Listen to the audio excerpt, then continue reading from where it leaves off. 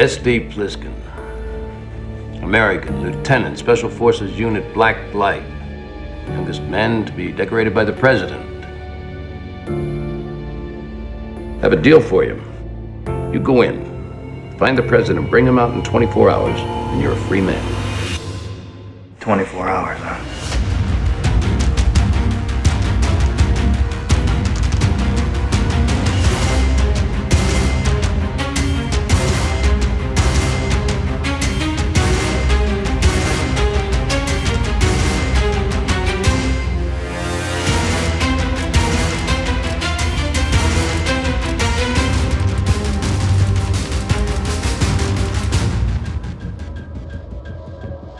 Call me Snake.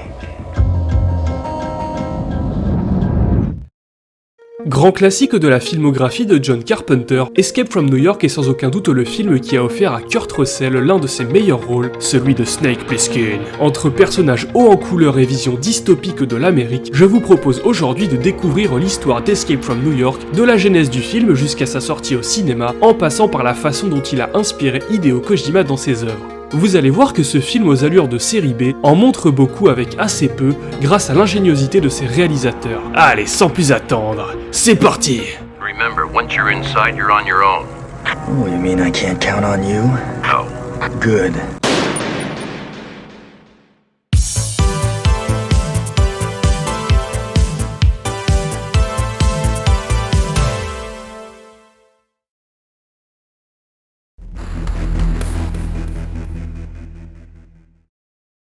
L'histoire d'Escape from New York remonte à 1974 et trouve son origine dans le scandale du Watergate qui a donné l'idée à John Carpenter d'un scénario impliquant le président des États-Unis. Pour info, le scandale du Watergate est une affaire d'espionnage et de corruption politique qui a eu lieu aux États-Unis entre 1972 et 1974 pendant les élections présidentielles. La révélation au grand jour de ce scandale a eu pour conséquence la démission du président Richard Nixon.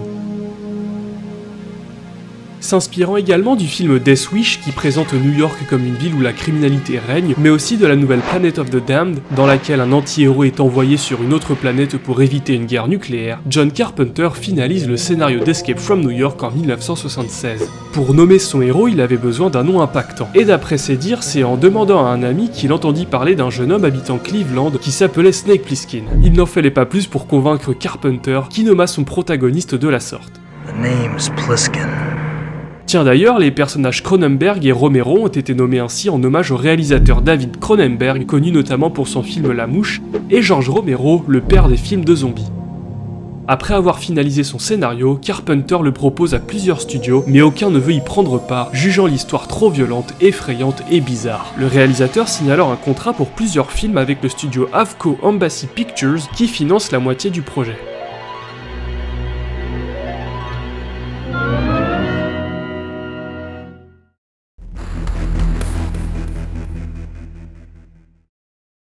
Now, at the time, I had to convince the studio.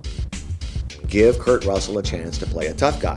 Une fois le contrat signé et le film acté, il fallait désigner les acteurs du film. Le studio américain souhaitait que Snake Plissken soit joué par des acteurs comme Tommy Lee Jones, Charles Bronson ou encore Chuck Norris, mais Carpenter était persuadé que Kurt Russell était fait pour le rôle de Snake et insista pour le lui offrir. C'est à peu près la même chose pour le rôle de Hawk, pour lequel Carpenter a choisi Lee Van Cleef car il était fan de ses westerns.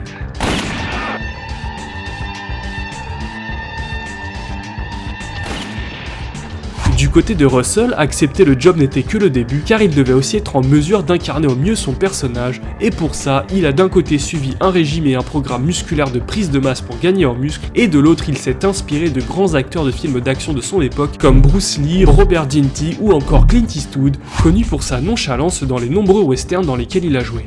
Yeah, well if you're the sheriff, you better get these men on the ground.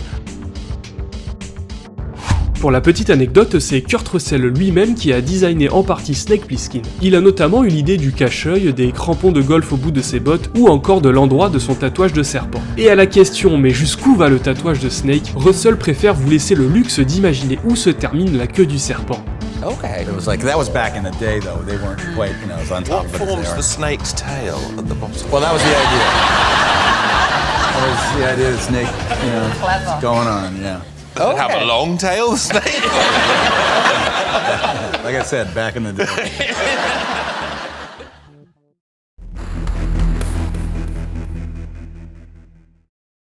had to look around for some city that looked like destroyed. It takes place in New York City, but New York was out of the question. We couldn't shoot there. We didn't have the money. So we found the perfect location, and that was St. Louis, Missouri. Une fois le script final validé et les acteurs trouvés, le film, qui bénéficiait d'un budget de 6 millions de dollars, n'avait toujours pas de lieu de tournage. Avec un budget limité, filmer dans une version post-apocalyptique de New York coûtait évidemment trop cher, donc le studio s'est mis à la recherche de la pire ville d'Amérique, et c'est la ville de Saint-Louis dans l'Illinois qui a été choisie en raison de l'incendie de 1976 qui avait ravagé des quartiers de la ville, ce qui était idéal pour le tournage.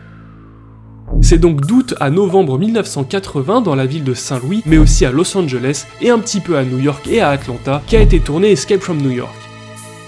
Le scénario se passant de nuit, Carpenter a dû persuader la ville de Saint-Louis de couper l'électricité la nuit dans plusieurs quartiers. Le staff n'a donc quasiment pas vu la lumière du jour pendant 3 mois. Le tournage du film a commencé par un passage d'une dizaine de minutes qui a fini par être coupé au montage. Ce passage, qui servait d'introduction au film, met en scène Snake Plissken et son ami Bill Taylor dans le métro new-yorkais, tentant d'échapper aux forces de l'ordre après avoir braqué la réserve fédérale des États-Unis. Bill gravement blessé, Snake refuse finalement d'abandonner son ami et se rend alors aux forces de l'ordre.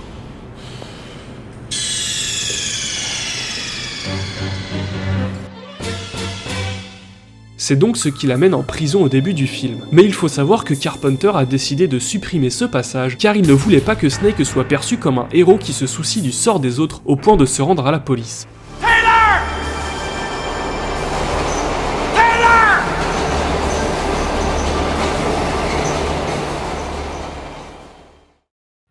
L'arrestation de Snake, qui a alimenté la rumeur selon laquelle il était mort, est à l'origine de la fameuse phrase « I heard you were dead » que plusieurs personnages lui disent en le voyant. Mais cette phrase est aussi un hommage au western Big Jake, sorti en 1971, dans lequel tout le monde pensait que le protagoniste Jacob était mort.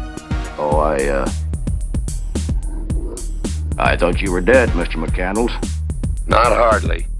La scène la plus difficile à tourner pour Kurt était celle du combat à mort sur le ring. En effet, l'acteur américain savait donner de faux coups, mais son adversaire, qui était un lutteur professionnel appelé Ox Baker, n'avait pas d'expérience d'acteur et les coups qu'il mettait à Russell étaient quasiment des vrais, ce qui a un peu énervé notre cher Snake. Le ton est d'ailleurs monté pendant une pause durant laquelle Russell a mis un coup dans l'entrejambe du lutteur, lui demandant de se calmer. So finally, Kurt had enough. So he walked over and he said, "Listen, Ox, listen, man, you gotta cool down." And gently, Kurt tapped Ox in the groin. Up. So Ox calmed down.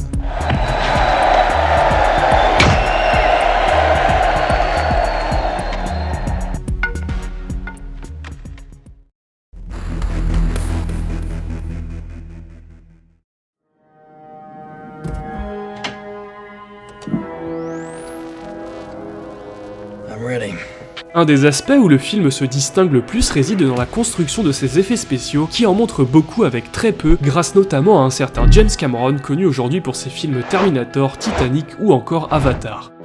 Par exemple, pour les scènes de vol de l'avion du président, une maquette en résine de l'avion a été réalisée. Autre exemple, les projections 3D des écrans de bord du planeur de Snake ont été créées simplement en filmant à la lumière noire une maquette miniature de New York qui servait à d'autres scènes, sur laquelle le staff a collé du ruban réfléchissant sur les immeubles et le paysage. D'ailleurs, une fois le tournage du film achevé, cette version miniature de New York sera ensuite repeinte pour être utilisée dans le film Blade Runner, qui sortira 1 an après Escape from New York.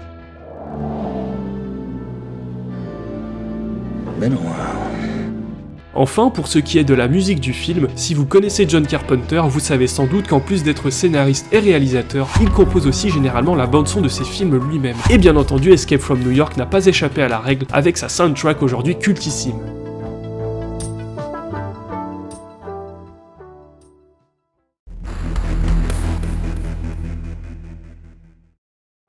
C'est moins d'1 an après la fin du tournage qu'Escape from New York sort au cinéma, d'abord au Japon le 23 mai 1981, puis en France le 24 juin et aux États-Unis le 10 juillet, avant d'atteindre le monde entier par la suite. Rien qu'aux États-Unis, le film génère 25 millions de dollars de recettes l'année de sa sortie et dépasse le million d'entrées en France. Il sera notamment nommé 4 fois aux Saturn Awards de 1982 qui récompense les meilleurs films de science-fiction. Le film a reçu dans l'ensemble des retours positifs et est vite devenu un classique des années 80. Outre les livres, comics et jeux de société dérivés, le rayonnement du film était tel que de nombreux projets de remake, de séries animées ou encore de jeux vidéo ont été envisagés, mais finalement abandonnés.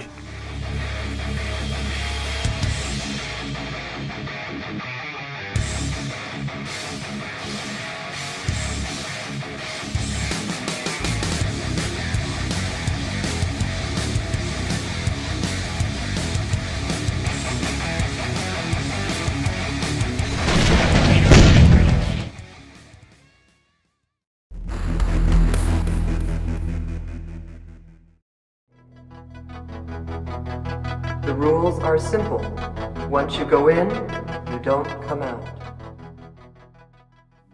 Nous sommes en 1997, la Troisième Guerre mondiale fait rage et la criminalité aux États-Unis augmente de 400%. Le gouvernement américain transforme alors Manhattan en prison à ciel ouvert de haute sécurité et isole l'île du monde extérieur. Alors que le président américain se rend à un sommet pour la paix muni de documents et d'une cassette audio sur la production d'électricité par fusion nucléaire, son avion est détourné par un terroriste et s'écrase sur Manhattan. Le président est alors capturé par les hommes du duc de New York, un puissant patron du crime sur place. 20 seconds. Let's go.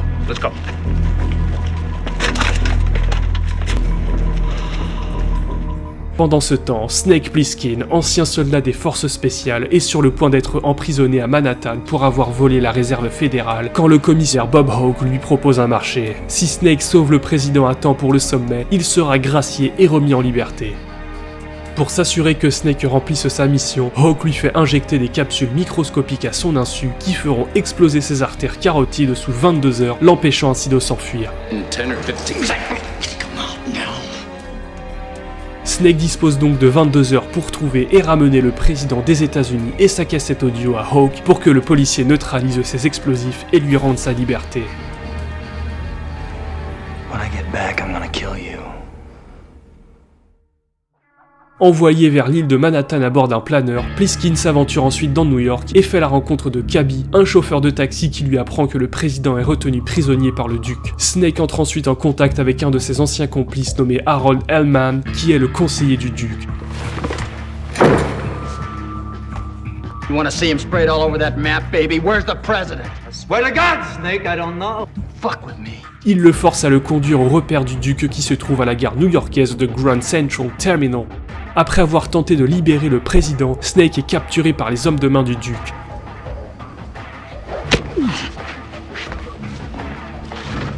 Il est ensuite forcé de se battre sur un ring contre Slag, le champion de l'île. Pendant que l'attention était portée sur le combat de Snake, Harold et sa femme Maggie en profitent pour tuer le bras droit du duc Romero avant de s'enfuir avec le président. Dans la confusion, Snake, après s'être débarrassé de Slag, rejoint le trio de fugitifs et prévient Hawke qu'il avait retrouvé le président.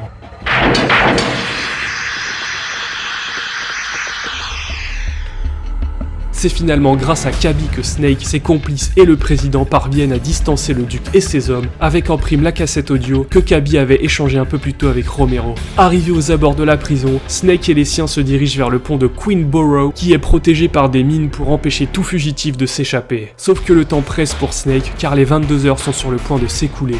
Le duc et ses hommes à leur trousse, le taxi de nos héros fonce sur le pont, mais explose sur une mine, tuant Cabby sur le coup, et obligeant les survivants à s'enfuir à pied. Le duc se rapprochant dangereusement, Harold est emporté à son tour par une mine. Maggie, qui refuse de le quitter, mourra elle aussi en essayant de s'en prendre au duc. Malgré tout, le président et Plissken parviennent à atteindre le mur d'enceinte de l'île prison, mais sont freinés par le duc que le président abattra lui-même à la mitraillette.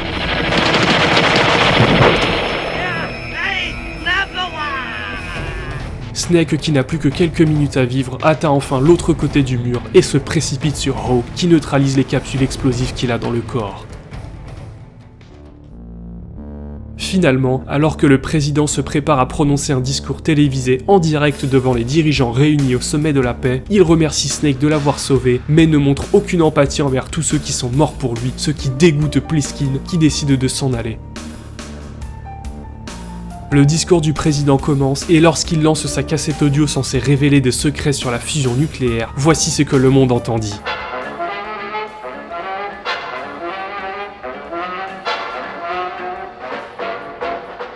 Il s'agissait en fait d'une cassette de jazz appartenant à Cabby.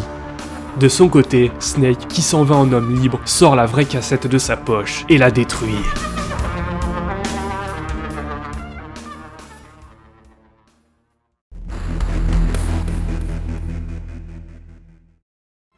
Vous le savez sans doute déjà, Escape from New York est l'une des œuvres qui a le plus influencé Hideo Kojima dans la création de la saga Metal Gear.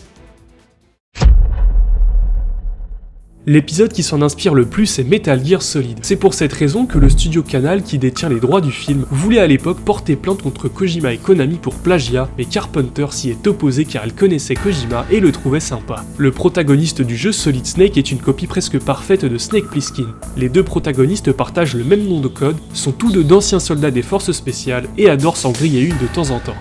Ils ont aussi un comportement similaire, à la fois froid, cynique et nonchalant. C'est la première fois que vous tenez quelqu'un en joue? Vos mains tremblent. Alors la besaille, tu sais tirer? Mais surtout, ils ne vivent que pour eux et se fichent des autres, bien que pour Solid Snake, cet aspect-là va évoluer au fil du jeu.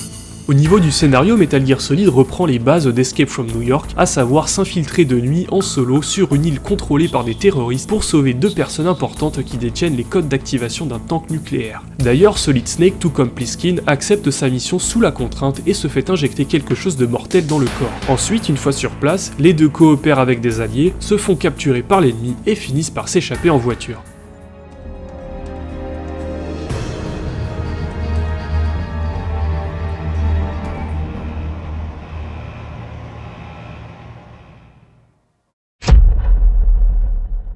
Metal Gear Solid 2 est quant à lui un peu moins inspiré du film de Carpenter, mais on note cependant que, comme Snake Plissken, Raiden doit lui aussi sauver le président des États-Unis dont les signes vitaux permettent d'activer Arsenal Gear.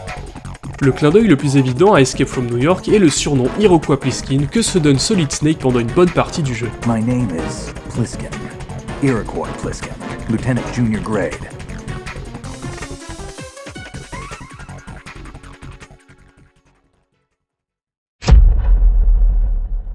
Avec Metal Gear Solid 3 et l'arrivée de Naked Snake, l'influence d'Escape from New York se concentrera essentiellement sur le héros. Hideo Kojima a d'abord proposé à Kurt Russell de doubler celui qui deviendra Big Boss, mais suite au refus de l'acteur, c'est David Hayter qui s'est vu confier le rôle. Dès lors, mis à part le cache-œil et la fausse cicatrice de serpent de Big Boss, l'influence d'Escape from New York se fera de moins en moins ressentir dans les autres opus de la saga d'Hideo Kojima, qui deviendra, tout comme le film de John Carpenter, une saga culte influençant à son tour bon nombre d'artistes dans leurs œuvres.